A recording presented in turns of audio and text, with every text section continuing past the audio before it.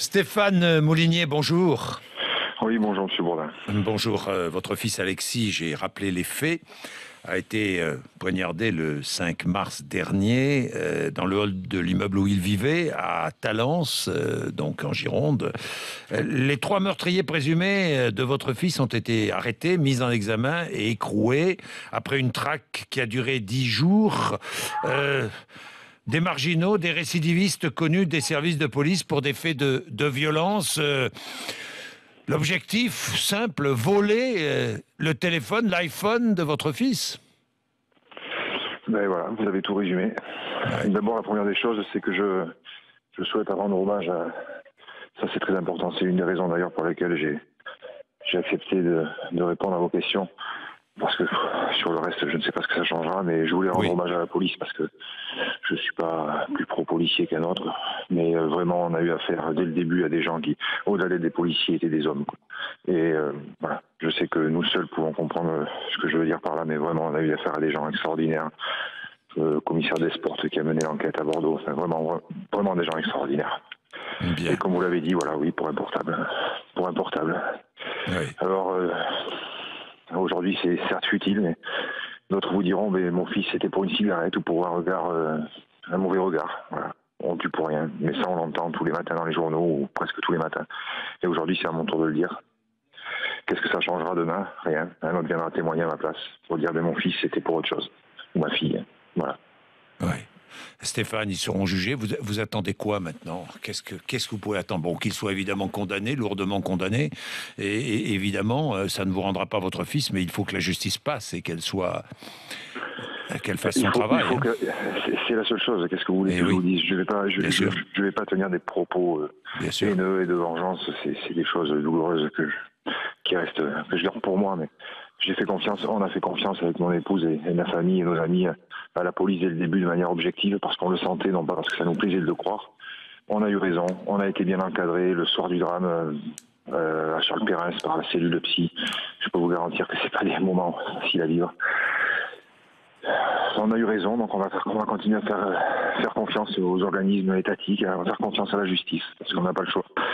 C'est dur, ça va être un petit peu plus dur quand même, parce que comme vous l'avez dit, ils sont récidivistes, connus de la justice. Alors, je vais dire ce qu'on dit à chaque fois quand on est touché par ça, mais que fait la justice? Comment se fait-il qu'ils soient récidivistes, connus pour des agressions au couteau de la sorte? Et que ces gens-là soient encore dehors. Alors oui, je ne sais pas, c'est pas de source officielle, moi c'est d'après la presse locale qui sont soi-disant récidivistes. Donc je m'étendrai pas là, enfin bon. On sait que c'est sûr, quoi. Oui, ils sont trois, Christophe et Michael, deux jumeaux, et une adolescente de 17 ans, déjà condamnée, je le disais, pour agression. Je comprends votre colère. Avec votre fils, vous dites, ce sont deux jumeaux de la banlieue de Bordeaux. Avec mon fils, ce sont deux mondes qui se choquent. Ah oui, c'est deux mondes qui se sont entrechoqués, qui n'ont rien à voir, quoi. Nous, on est des gens tout à fait normaux, ni plus ni moins bien que d'autres, mais tout ce qui est plus normaux, quoi. Qui essayons, j'ai 3 enfants, et mon épouse et moi, là, comme combien de parents, on n'est pas exceptionnels ensemble, on essaye d'élever nos enfants dans la simplicité, j'allais dire, dans les valeurs. Qu'est-ce que sont les valeurs? Chacun les siennes, mais enfin dans les choses simples, quoi. Voilà, simplement nos enfants. Mon fils faisait du théâtre depuis l'âge de 6 ans, jusqu'à l'année dernière, enfin jusqu'à cette année, quoi.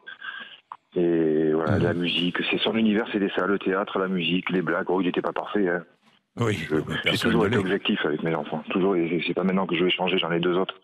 Et notre combat, c'est eux aussi. C'est de se battre pour eux. Donc, oui, mais c'est deux mondes qui se choquent, oui, effectivement. Deux mondes. Qu'est-ce que vous voulez? Qu'est-ce que vous voulez que je puisse dire à ça?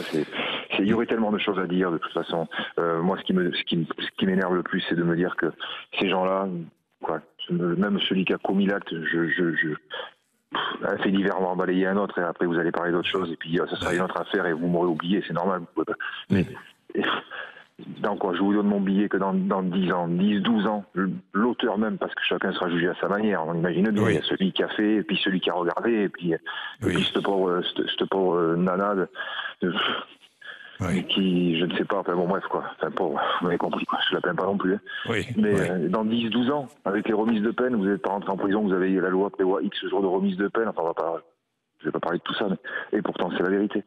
Dans 10, 11 ans, 12 ans, il est sorti, mon fils me disait hier soir, il nous questionne, et il me dit, mais qu'est-ce qu'il risque, papa? Voilà. Et il a fait le calcul. Hein. Moi, je vous dis, dans 10, 11 ans, ils sont sortis. 12 ans, ils sont sortis. 22, vous faites le calcul, plus 12. C'est reparti. Et moi, ça ne change rien. Donc, voilà. Ben, Stéphane, merci, on est de tout cœur avec vous. C'est tout ce que je peux vous dire. Oui, allez-y Stéphane, allez-y. Je voulais aussi remercier nos amis et souhaiter bon courage à sa petite amie, avec qui bien sûr on est très proche, mais elle a vécu de manière différente de nous, puisque c'est elle qui a ouvert la porte à Alexis, qui a fait les secours, etc.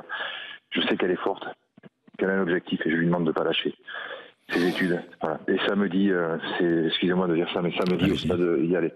C'est le club de rugby de mon fils, dont faisait partie mon fils juste avant de jouer au football américain à Pessac, de Saint-André-de-Cubzac, organise un match en hommage à mon fils, donc à notre fils, pardon. Voilà. Ça paraît futile, mais non. On a besoin de soutien. Voilà. C'est à 15h au stade de Saint-André. Au stade de Saint-André-de-Cubzac. Merci. Au stade. Merci Stéphane. Merci. Merci. Il est